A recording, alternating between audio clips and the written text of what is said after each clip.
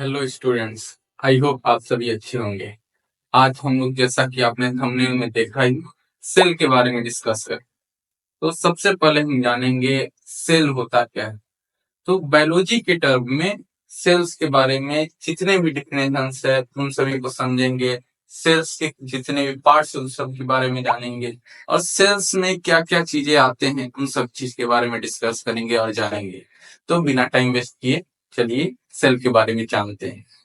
सो जो सेल होता है उसे हम साइटोलॉजी के बेस पे पढ़ते हैं। इस बात का हम ध्यान रखेंगे। साइटोलॉजी होता क्या है उसके बारे में सबसे पहले जानते हैं। सो cytology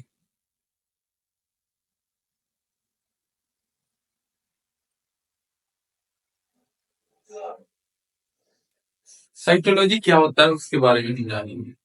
the study of cells is called cytology. Cell के बारे में यानी कोशिका के बारे में पढ़ना ही साइटोलॉजी कहलाता है। तो बहुत सारे टर्म्स आते हैं साइटोलॉजी में, बहुत सारे अलग अलग पार्ट्स होंगे जो आपको जानने होंगे। तो आज हम बेसिक साइटोलॉजी के बारे में जानेंगे, जिसमें सेल्स के बारे में सारे पार्ट्स, कितने प्रकार के सेल्स होते हैं, इन सभी चीज के बारे में डिस्कस करें। सो साइटोलॉजी जो है ग्रीक के दो वर्ड से मिलकर के बना है। जो वर्ड्स हैं वो मैं आपको बता रहा हूँ। सबसे फर्स्ट वर्ड है काइटोस, सेकेंड वर्ड है लोगस। तो काइटोस का मतलब होता है सेल।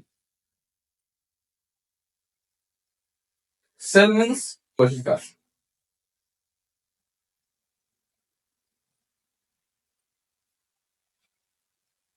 एंड लोगस, लोगस मीन्स होता है स्टडी।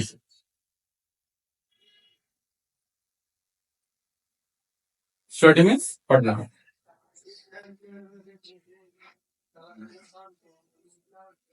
सो नाम से ही हमें पता चलता है the study of cells is called cytology. So अब हम लोग डिस्कस करेंगे सेल के बारे में। सो सेल हम लोग बायोलॉजी के बुक में बहुत सारी जगह पे पढ़े होंगे, सुने होंगे सेल के बारे में। सेल होता क्या है। तो बहुत सारे लोग बताते हैं कि बहुत सारे बुक्स में बहुत सारे साइंटिस्ट के द्वारा दिया गया है सेल जो होता है जीवन की आधारभूत और क्रियात्मक इकाई होती है। यानी कि सेल से ही जीवन की उत्पत्ति हुई है, सेल से ही जीवन की शुरुआत हुई है। बिना सेल के कोई भी जीवन पॉसिबल नहीं है, वो चाहे कोई माइक्रो ऑर्गेनिज्म हो या कोई विशाल से विशाल जीव हो। तो अब हम जानेंगे कि सेल होता क्या है, सेल का फंक्शन क्या है, सेल कितने प्रकार के होते हैं, ये सभी चीजों के बारे में हम जानना शुरू करेंगे। तो सबसे पहले हम लोग देखेंगे कि सेल होता क्या है। सेल का डिफिनेशन बहुत सारे जगह पे दिया हुआ है। Cell is the basic unit of life.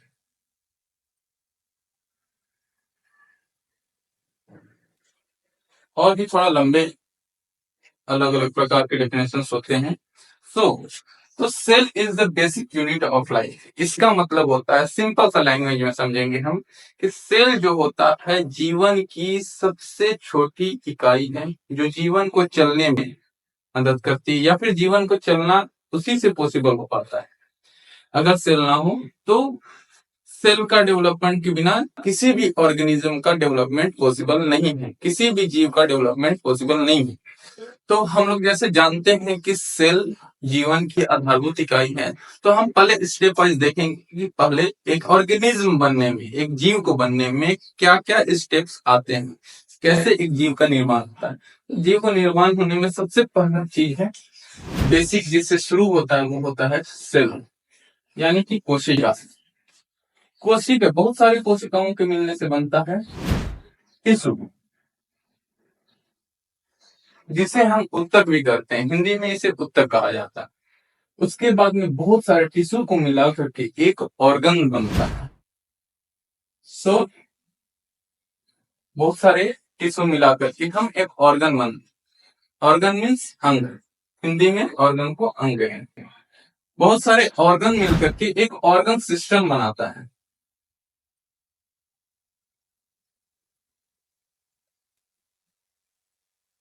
Organ system का हिंदी मतलब होता है अंग तंत्र। ठीक है।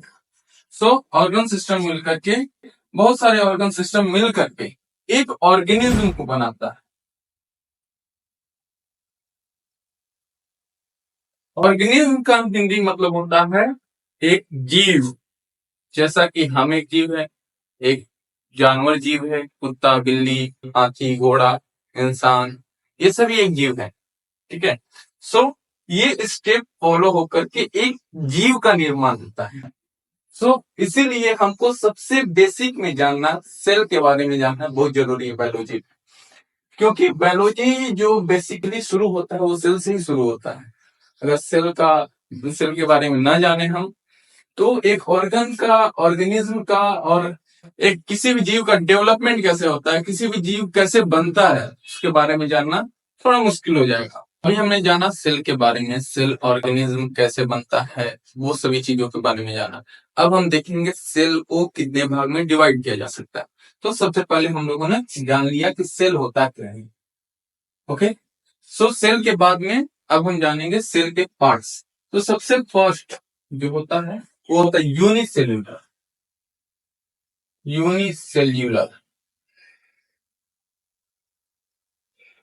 यूनि का मतलब ये होता है सिंगल।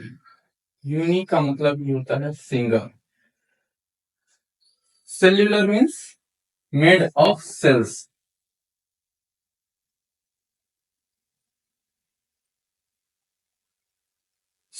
नाम से ही हमें पता चल रहा है कि सिंगल सेल से बना हुआ किसी भी ऑर्गेनिज्म को, सिंगल से बना हुआ किसी भी ऑर्गेनिज्म को हम यूनिसेलुलर कहते हैं। मैंने डेफिनेशन लिखा आपके लिए कि एक कोशिका से बने जीव को एक कोशिकीय जीव कहते हैं। Made of single cell, that is unicellular organism. अभी फर्स्ट पार्ट होता है यूनिसेलुलर, उसके बारे में हम लोग जानेंगे। अब सेकेंड पार्ट के बारे में हम जानेंगे। यूनिसेलुलर के बाद आता है second number multi cellular.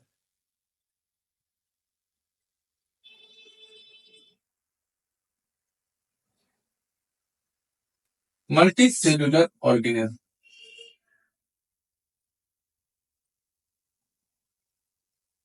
Hindi में इसे कहते हैं हम बहुकोशिकीय जीव।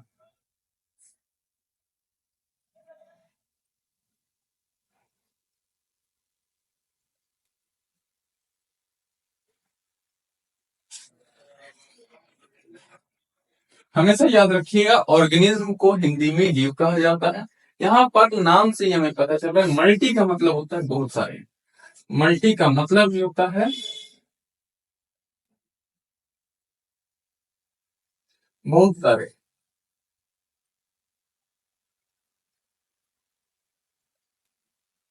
सो बहुत सारे सेल्स के मिल करके अगर कोई ऑर्गेनिज्म का बनना हो रहा है, कोई ऑर्गेनिज्म बनता है, उसे हम क्या कहेंगे? Multi cellular organism. जैसे कि हम इंसान, मानव, मानव के सेल्स बहुत सारे होते हैं, मिलियंस ट्रिलियंस में होते हैं। हमने अभी जाना बेसिकली सेल के बारे में, होता क्या है, क्या क्या होता है, उसके कितने पार्ट्स होते हैं। सेल के दो पार्ट्स होते हैं। इसको हम लोगों को बार बार रिवीजन करना है, याद रखना है इन सभी चीजों को। जितना चीज मैं बता रहा हूँ, आपको पढ़ा रहा हूँ, उन सभी चीजों को नोट्स बनाना है और साथ में उस चीज का रिवीजन भी करना है, ताकि आपको याद रहे। आगे चल करके आपको किसी प्रकार का प्रॉब्लम हो, उसमें से देखा जा सके। फर्स्ट ऑफ ऑल आप नोट्स बनाइए, जितना भी चीज मैं बता रहा हूँ, और उसके बारे में पढ़ते रहिए। आपको याद रहेगा हमेशा। अभी हम लोगों ने जाना सेल। सेल के दो पार्ट्स अलग अलग।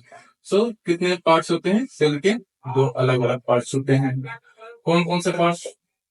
सबसे पहला है unicellular. Unicellular organism,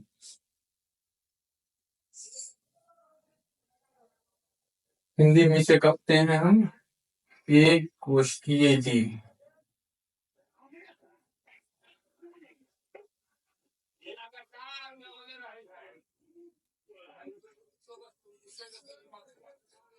second number पे आता है हमारा multicellular. Multicellular organism, बहुकोशिकीय।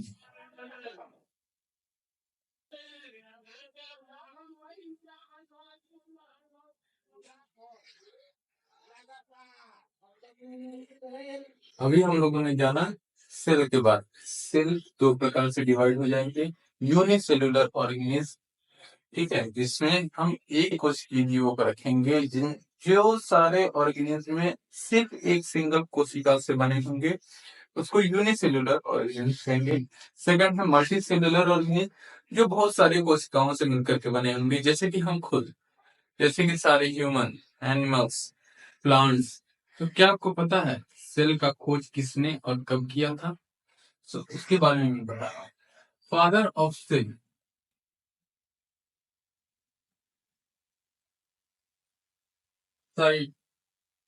Cytology, ये रॉबर्ट हुक को कहा जाता है।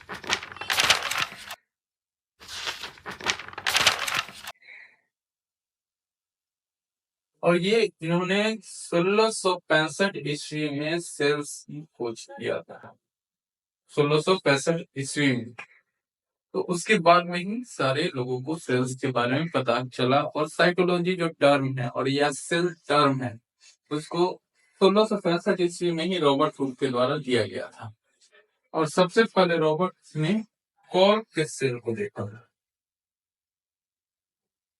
कॉर्क के सेक्शन लेकर के माइक्रोस्कोप के द्वारा उन्होंने देखा, तो कॉर्क का सेल कुछ इस प्रकार से दिखा उनको,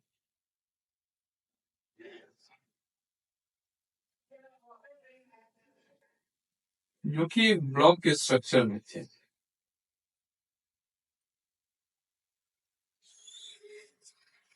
और उनको बीच में न्यूक्लियस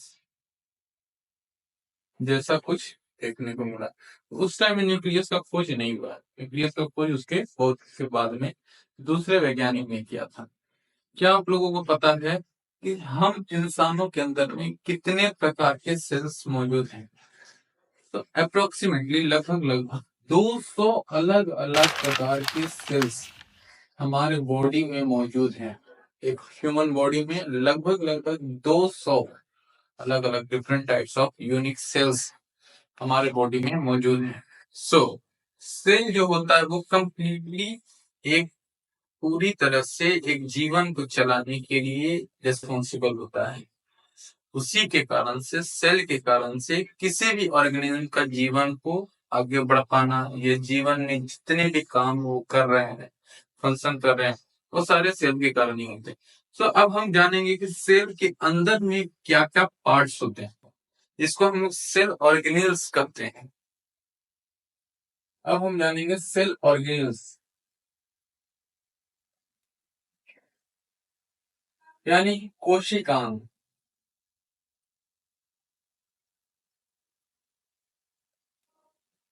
सेल में कौन कौन से अंग होते हैं, सेल के कितने पार्ट्स होते हैं, सेल में कौन कौन से अंग होते हैं जिसके कारण से सेल फंक्शन करते हैं, तो उसके बारे में जानेंगे अभी। आप स्क्रीन के लेफ्ट साइड में देख रहे होंगे प्लांट सेल, और राइट साइड में देख रहे होंगे एनिमल सेल। यहाँ से डिफाइन हो जाता है अलग अलग चीज। अब यहाँ से हमको जानना है प्लांट सेल और एनिमल सेल के बारे में। तो सबसे पहला चीज है plant cell.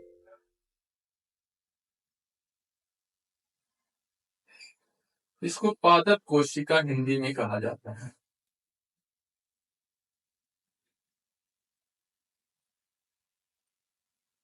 Second is animal cell.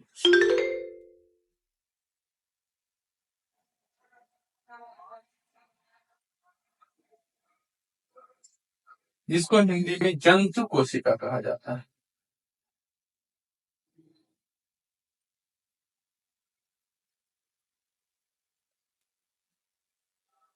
अब हम जानेंगे प्लांट सेल और एनिमल सेल में डिफरेंस क्या क्या प्लांट सेल और एनिमल सेल सेम है? नहीं। अब हम जानेंगे प्लांट सेल में क्या क्या डिफरेंस है एनिमल सेल की अपेक्षा।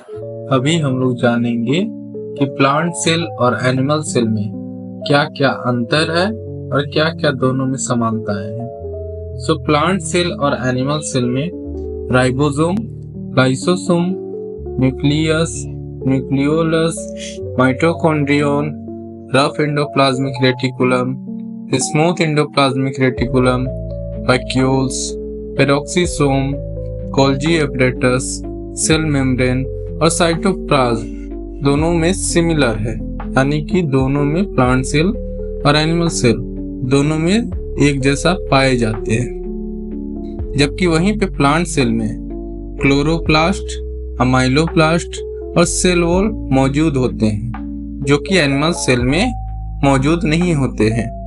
सेम वैसे ही एनिमल सेल में मैक्रोट्यूब्यूल्स और सेंट्रियोल्स मौजूद होते हैं, जबकि वो प्लांट सेल में नहीं होते हैं। सो ये अभी हमने देखा कि प्लांट सेल और एनिमल सेल में क्या क्या सिमिलरिटीज है और क्या क्या डिफरेंसेस है। अभी हम सेल के बारे में जान चुके हैं, यूनिसेल्यूलर और मल्टीसेल्यूलर के बारे में जान चुके हैं, लेकिन अब हमें यूकैरियोटिक सेल्स और प्रोकैरियोटिक सेल्स के बारे में भी जानना है। अभी हम बात करेंगे प्रोकैरियोटिक सेल्स और यूकैरियोटिक सेल्स के बारे में। तो जब भी हम किसी सेल्स के पार्ट्स को देखते हैं तो बीच में हमें न्यूक्लियस देखने को मिलता है और उसी न्यूक्लियस के भीतर डीएनए होते हैं। लेकिन वहीं कुछ ऐसे भी जीव हैं जिनके सेल्स में बहुत से सेल ऑर्गेनेल्स एब्सेंट होते हैं, जैसे कि न्यूक्लियस। तो न्यूक्लियस के जगह पर सिर्फ उसका जेनेटिक कैरियर या जेनेटिक मटेरियल मौजूद होता है, जैसे कि क्रोमोसोम या डीएनए कहें, और इसी क्रोमोसोम में डीएनए का फॉर्मेशन हो जाता है।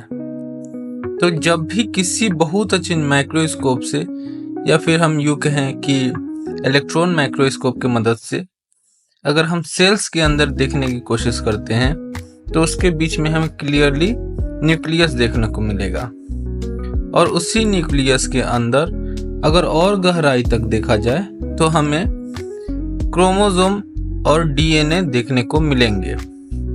लेकिन कुछ ऐसे भी जीव हैं जैसे कि बैक्टीरिया, वायरस, इन सभी के सेल्स के अंदर में न्यूक्लियस एब्सेंट होते हैं और सिर्फ क्रोमोसोम या डीएनए पाए जाते हैं, और ये सिर्फ यूनिसेल्यूलर जीवों में ही होते हैं। लेकिन जब हम मल्टी सेल्यूलर ऑर्गेनिज्म जैसे कि एनिमल सेल या प्लांट सेल को देखते हैं तो हमें उसके अंदर में न्यूक्लियस देखने को मिलता है, और न्यूक्लियस के अंदर में क्रोमोसोम होते हैं।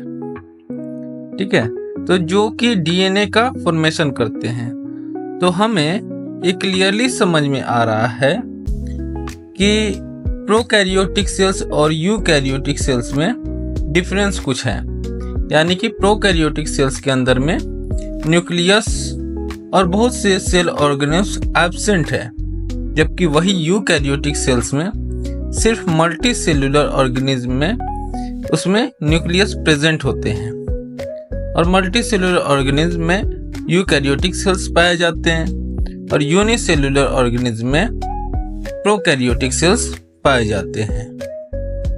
अभी हम लोगों ने देखा प्लांट सेल और एनिमल सेल के कितने पार्ट्स होते हैं, अंदर में जितने भी ऑर्गेनेल्स होते हैं, जो जो कोशिकांग होते हैं, प्लांट सेल के अलग अलग होते हैं, एनिमल सेल के अलग अलग होते हैं। अब हम इन सभी चीजों को जान चुके हैं। अगर किसी भी स्टूडेंट्स को किसी भी प्रकार का डाउट हो, कमेंट सेक्शन में आप जरूर अपना डाउट शेयर कीजिए और मुझसे कांटेक्ट कीजिए, जिससे कि मैं आपका डाउट को क्लियर कर सकूं। और अगर और भी कुछ जानना हो कमेंट सेक्शन में क्लियरली आप डिफाइन कर सकते हैं उस चीज के बारे में, तो मैं कोशिश करूंगा आपके सारे प्रॉब्लम्स का सॉल्यूशन दे पाऊं। Thank you so much. अगर आपको वीडियो पसंद आए तो प्लीज वीडियो को लाइक जरूर करें, और ऐसे ही वीडियोस को देखने के लिए प्लीज सब्सक्राइब का बटन को जरूर दबा दें और बेल आइकन दबा दें, ताकि आपको समय से आपके पास में नए वीडियोस के बारे में नोटिफिकेशन मिल जाए। एंड अगर आपको कुछ भी जानकारी और चाहिए प्लीज कमेंट सेक्शन में जरूर बताएं।